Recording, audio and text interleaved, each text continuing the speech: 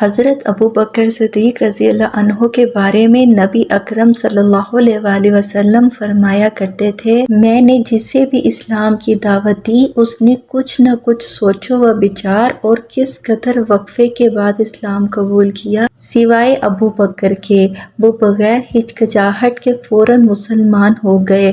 ابو بکر سب سے بہتر رائے دینے والے ہیں۔ میرے پاس حضرت جبرائیل علیہ السلام آئے، انہوں نے کہا کہ اللہ تعالیٰ آپ کو حکم دیتا ہے اپنے معاملات میں ابو بکر سے مشورہ کیا کریں۔ نبی کریم صلی اللہ علیہ وآلہ وسلم کے لیے حضرت ابو بکر صدیق رضی اللہ عنہ وزیر کے درجے پر تھے۔ آپ صلی اللہ علیہ وآلہ وسلم ہر معاملے میں ان سے مشورہ لیا کرتے تھے۔ ایک حدیث میں آتا ہے، نبی اکرم صلی اللہ علیہ وآلہ وسلم فرماتے ہیں، اللہ تعالیٰ نے میری مدد کے لیے 4 وزیر مقرر فرمائے ہیں، ان میں سے 2 آسمان والوں میں سے ہیں، یعنی حضرت جبرائیل علیہ السلام، حضرت میکائیل علیہ السلام، اور 2 زمین والوں میں سے ہیں۔ ایک حضرت ابو بکر صدیق رضی اللہ عنہ اور دوسرے حضرت عمر فاروق رضی اللہ عنہ۔ اسلام لانے سے پہلے حضرت ابو بکر صدیق رضی اللہ عنہ نے ایک خواب دیکھا تھا۔ خواب میں آپ رضی اللہ عنہ نے دیکھا کہ چاند مکہ میں اتر آیا اور اس کا ایک ایک حصہ مکہ کے ہر گھر میں داخل ہو گیا ہے، اور پھر سارے کا سارا ابو بکر صدیق رضی اللہ عنہ کی گود میں آ گیا ہے۔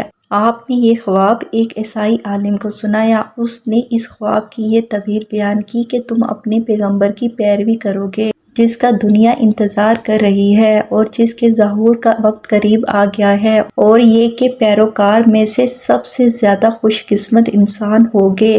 ایک روایت کے مطابق عالم نے کہا تھا کہ اگر تم اپنا خواب بیان کرنے میں سچے ہو تو بہت جلد تمہارے گاؤں میں سے ایک نبی ظاہر ہوں گے، تم اس نبی کی زندگی میں اس کے وزیر بنو گے اور ان کی وفات کے بعد ان کے خلیفہ ہوگے۔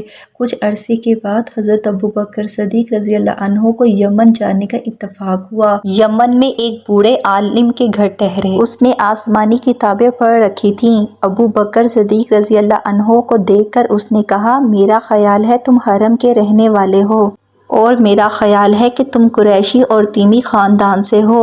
ابو بکر صدیق رضی اللہ عنہ نے جواب میں فرمایا، ہاں تم نے بالکل ٹھیک کہا۔ اب اس نے کہا، میں تم سے ایک بات اور کہتا ہوں، تم ذرا اپنے پیٹ پر سے کپڑا ہٹا کر دکھاؤ۔ حضرت ابو بکر صدیق رضی اللہ عنہ اس کی بات سن کر حیران ہوئے اور بولے، ایسا میں اس وقت تک نہیں کروں گا جب تک کہ تم اس کی وجہ نہیں بتاؤ گے۔ اس پر اس نے کہا، میں اپنے مضبوط علم کی بنیاد پر کہتا ہوں کہ حرم کے علاقے میں ایک نبی کا ظہور ہونے والا ہے، ان کی مدد کرنے والا ایک نوجوان ہوگا اور وہ ایک پختہ عمر والا ہوگا۔ جہاں تک نوجوان کا تعلق ہے وہ مشکلات میں کود جانے والا ہوگا، جہاں تک پختہ عمر کے آدمی کا تعلق ہے وہ سفید رنگ کا کمزور جسم والا ہوگا، اس کے پیٹ پر ایک بال دار نشان ہوگا، حرم کا رہنے والا تیمی خاندان کا ہوگا۔